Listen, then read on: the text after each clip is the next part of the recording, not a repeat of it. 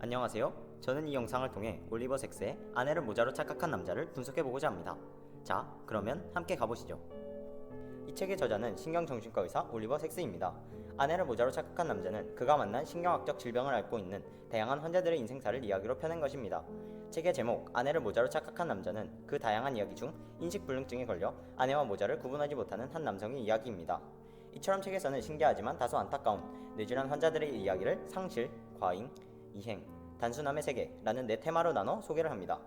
다양한 환자들의 이야기를 통해 작가가 과연 말하고자 했던 것은 무엇이었을까요? 저는 이 책의 내용을 꿰뚫는 세 가지 핵심 요소, 즉 열쇠를 신비, 존중, 인간이라고 생각하였습니다. 각각의 열쇠를 자세히 살펴보시죠. 우선 첫 번째 열쇠인 신비입니다. 책에 등장하는 수많은 뇌질환 환자의 이야기 중 가장 신비하고 고민해볼 만한 두 이야기를 가져와 보겠습니다. 첫 번째는 수와 공존하는 세계 속에서 살아가며 뛰어난 수리 능력을 가지게 된 한 쌍둥이의 이야기입니다. 그들은 마치 그림처럼 수많은 숫자들의 조합과 인간의 뇌가 융합되어 매우 큰 소수를 한 번에 찾아내는 등 컴퓨터처럼 매우 빠르게 연산을 해냅니다. 두 번째는 정체성을 잃어버리고 수많은 사람들의 정체성이 공존하는 채로 끊임없이 매순간 정체성이 교체되는 한 남성의 이야기입니다. 마치 그림처럼 무수히 많은 파이프가 정교하게 연결되어 네트워크를 구성하는 뇌 속에서 파이프가 손상되어 액체가 서로 섞이고 파이프는 침수되어 자아와 정체성을 잃어버리게 된 것이라고 상상해 볼 수 있습니다.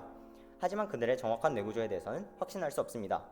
알 수 없기에 신비롭고 알아야 하기에 무한한 가능성이 있습니다.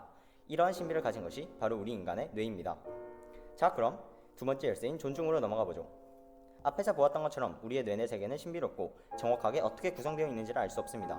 즉 우리는 유일무이한 개인들이며 이렇게 서로 다른 사람들이 사회를 만들면서 다양한 갈등이 발생하게 됩니다. 하지만 이러한 갈등들은 인간의 다채로운 정신세계가 만들어내는 자연스러운 현상이며 여러 측면에서 갈등과 싸움이 발생한다는 것 자체가 우리가 인간답다는 확실한 증거입니다. 즉, 다양한 세계를 가진 다양한 사람들의 특징을 존중하고 우리 각각의 특성을 이해하는 것이 아름답고 행복한 세계로 나아가기 위한 발판이라고 할 수 있습니다. 마지막 열쇠인 인간입니다. 기억에 대해서 이야기를 하면서 시작해보겠습니다. 기억은 우선 과거부터 현재까지 그리고 미래로 나아가는 과정 속에서 과거 속의 나를 대변합니다. 즉, 기억이 있기에 무한한 시간의 흐름 속에서 우리는 단순한 절편이 아니라 연속적인 존재로서 남아있을 수 있게 됩니다. 기억이 없다면 우리는 단지 시간이라는 수직선에 존재하는 하나의 점일 뿐이겠죠. 책에서는 콜사코프 증후군에 걸려 기억을 지속적으로 잃어버리고 가장 최근의 기억이 19살에 머무는 한 남성의 이야기가 나옵니다. 그는 19살의 과거 속에 갇혀 흐르지 않는 시간 속에서 헤어나오지 못합니다.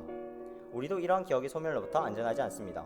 자신을 유지하고 삶의 연속성을 잃지 않기 위해서는 끊임없이 나의 존재와 목표, 무엇이 나를 나로 만들어주는지에 대한 질문을 끊임없이 던져야 합니다. 이렇게 질문을 던지는 과정 속에서 우리는 유의미한 삶을 살 수 있게 됩니다.